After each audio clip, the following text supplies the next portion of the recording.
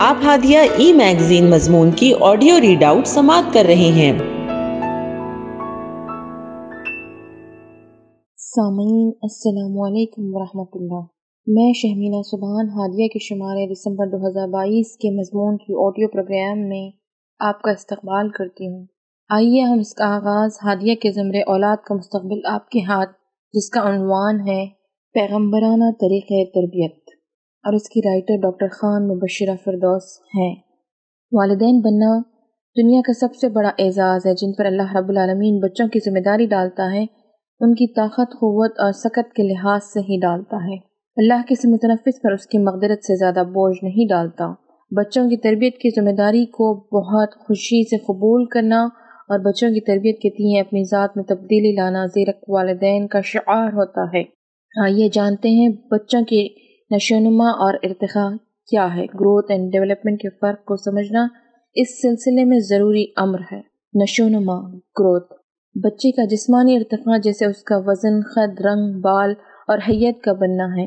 یہ عمل ایک مدت تک جاری رہتا ہے۔ اس میں والدین کا رول یہ ہے کہ وہ بچے کو بھرپور غذائیت فراہم کریں، صفائی ستھرائی کا خیال رکھیں۔ بچے جب بالغ ہو جائیں تب اس مخصوص مدت کے بعد اس کا گروتھ رک جائے گا۔ نشوونما کے عمل کو دیکھا جا سکتا ہے، تقابل کیا جا سکتا ہے۔ ارتقاء، ڈیولپمنٹ، بچے کا ارتقاء رحم مادر سے شروع ہوتا ہے اور قبر میں جانے تک انسان کا ارتقاء جاری رہتا ہے۔ سیکھنے اور پروان چڑھنے کے عمل میں کئی عوامل کام کرتے ہیں، جیسے اس کی عمر، تجربہ، جذب کرنے کی اہلیت اور منطقی صلاحیت، بچے کے سکھانے کے وسائل وغیرہ۔ والدین چونکہ بیک وقت بچے کی نشوونما اور ارتقاء دونوں کے ذمہ دار ہیں، اس لیے انہیں سمجھنا ضروری ہے کہ نشوونما کا عمل ایک مدت کے بعد رک جاتا ہے، تاہم ارتقاء ساری عمر جاری رہتا ہے۔ ارتقاء کے کچھ اصول ہیں، ان میں سب سے اہم اصول ماحول اور وراثت ہے۔ وراثتی خوبیاں بچے کے ارتقاء میں رول ادا کرتی ہیں، لیکن دوسرا بڑا رول ماحول کا ہے۔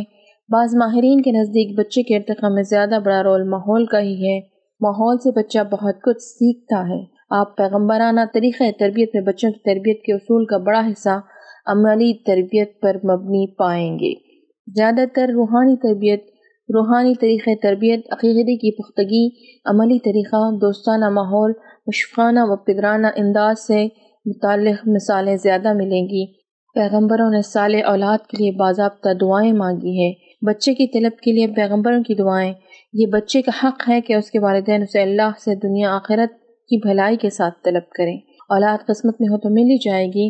دنیا میں بڑی آبادی کے پاس اولاد ہے، لیکن جو اولاد رب سے خاص مقصد کے ساتھ طلب کی جاتی ہے، اللہ ان دعاؤں کو سنتا ہے۔ صالح اولاد کے لیے دعا کرنا پیغمبروں کا طریق رہا ہے۔ مریم علیہ السلام کی والدہ نے دعا کیا، اذ قالت امرأۃ عمران رب انی نذرت لک ما فی بطنی محررا فتقبل منی انک انت السمیع العلیم۔ آل عمران آیت نمبر 35۔ وہ اس وقت سن رہا تھا جب عمران کی عورت کہہ رہی تھی کہ میرے پروردگار، میں اس بچے کو جو میرے پیٹ میں تیری نظر کرتی ہوں وہ تیرے ہی کام کے لیے وقف ہوگا، میری اس پیشکش کو قبول فرما، تو سننے اور جاننے والا ہے۔ پھر جب وہ بچی اس کے ہاں پیدا ہوئی تو اس نے کہا، مالک، میرے ہاں تو لڑکی پیدا ہو گئی ہے، حالانکہ جو کچھ اس نے پیدا کیا تھا اللہ کو اس کی خبر تھی، اور لڑکا لڑکی کی طرح نہیں ہوتا۔ خیر، میں نے اس کا نام مریم رکھ دیا ہے، اور میں اسے اور اس کی آئندہ نسل کو شیطان مردود کی فتنے سے تیری پناہ میں دیتی ہوں۔ آخرکار اس کے رب نے اس لڑکی کو بخوشی قبول فرما لیا، اسے بڑی اچھی لڑکی بنا کر اٹھایا اور زکریا علیہ السلام کو اس کا سرپرست بنا دیا۔ زکریا جب کبھی اس کے پاس محراب میں جاتا تو اس کے پاس کچھ نہ کچھ کھانے پینے کا سامان پاتا۔ پوچھتا، مریم یہ تیرے پاس کہاں سے آیا؟ وہ جواب دیتی، اللہ کے پاس سے آیا ہے، اللہ جسے چاہتا ہے بے حساب دیتا ہے۔ مریم علیہ السلام کی صلاحیت کو دیکھ کر زکریا علیہ السلام کے دل میں اولاد کی طلب جاگی۔ مریم علیہ السلام کا جواب سن کر زکریا علیہ السلام نہایت محظوظ ہوئے اور دل میں اس خواہش نے چٹکی لی کہ میرے گھر میں بھی ایسی ہی روح آئے۔ چنانچہ حضرت زکریا علیہ السلام نے دعا کی کہ اے مولا، تو دعاؤں کا سننے والا اور قبول کرنے والا ہے، مجھے بھی نیک اولاد عنایت کر۔ اس دعا میں یہ بات قابل ذکر ہے کہ انبیاء علیہ السلام اولاد چاہتے بھی ہیں تو ایسی جس سے نسل انسانی کا فائدہ ہو۔ بچے کے تحفظ کی ذمہ داری، بچوں کے تحفظ کی ذمہ داری والدین کی ہے۔ ان کی ضرورتوں کا خیال رکھنا اور انہیں نفع و نقصان سے بچانا والدین کی ذمہ داری ہے۔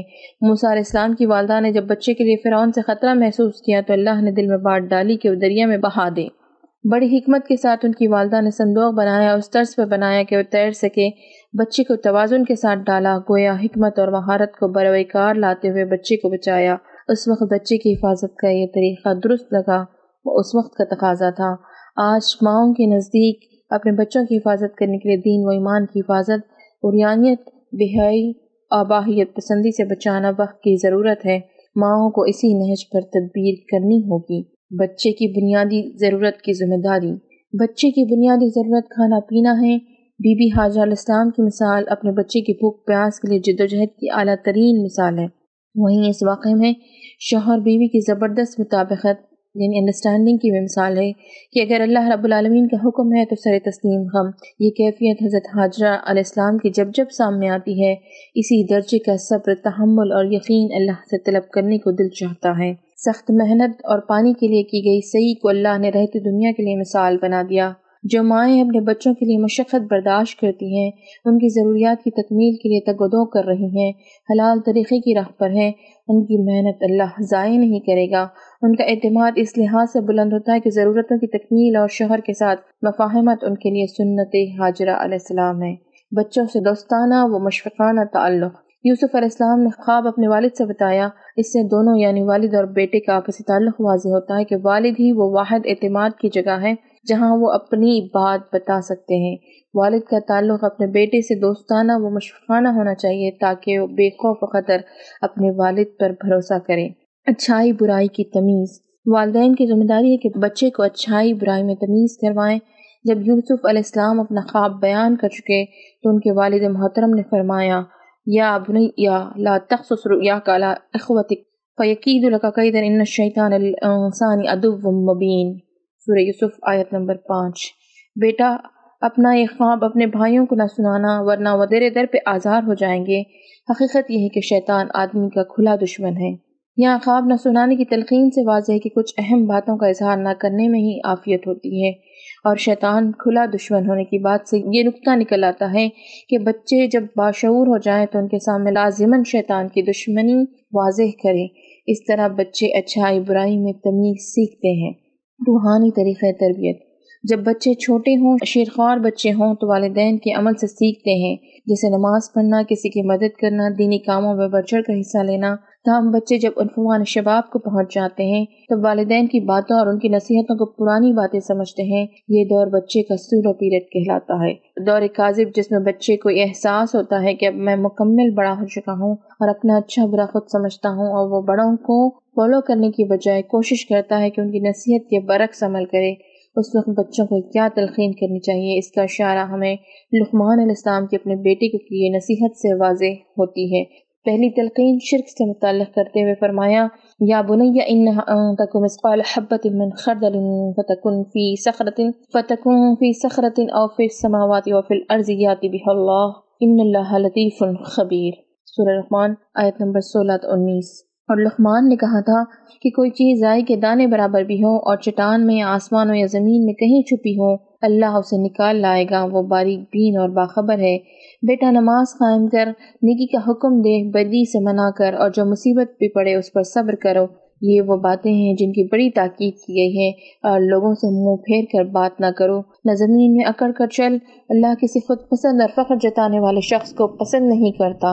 اپنی چال میں اعتدال اختیار کر اور اپنی آواز ذرا پست رکھ۔ سب آوازوں سے زیادہ بری آواز گدھوں کی آواز ہوتی ہے۔ جب بچے بڑے ہو جائیں تو ان کے سامنے اللہ کے احکام کو واضح کرنا والدین کی ذمہ داری ہے۔ اگر ابھی نہ سن پائیں، بعد میں ہی صحیح، یہ جملے ان پر منکشف ہوں گے اور وہ دین اسلام کی حکمتوں کو سمجھ پائیں گے۔ موجودہ حالات میں بچے سے یہ کہنا کہ اللہ کو ہر چیز کی خبر ہے، کوئی چیز رائی کے دانے برابر بھی ہو اور چٹان میں یا آسمان و زمین میں کہیں چھپی بھی ہو، اللہ اسے نکال لائے گا، یہ جملہ اسے کسی نامحرم کے ساتھ چیٹ اور گفتگو سے روکے گا۔ مستقبل میں بند کمرے میں رشوت کے پیسے لیتے اسے خوف آئے گا۔ تنہائی میں گناہ سے رکنے کے لیے یہ آیت بہت اہم ہے۔ شرک سے بچنے کی نصیحت اور صبر کی تلقین بھی بچوں میں پیدا کرنا ناگزیر ہے۔ ہادیہ مضمون کی آڈیو سماعت کرنے کے لیے شکریہ۔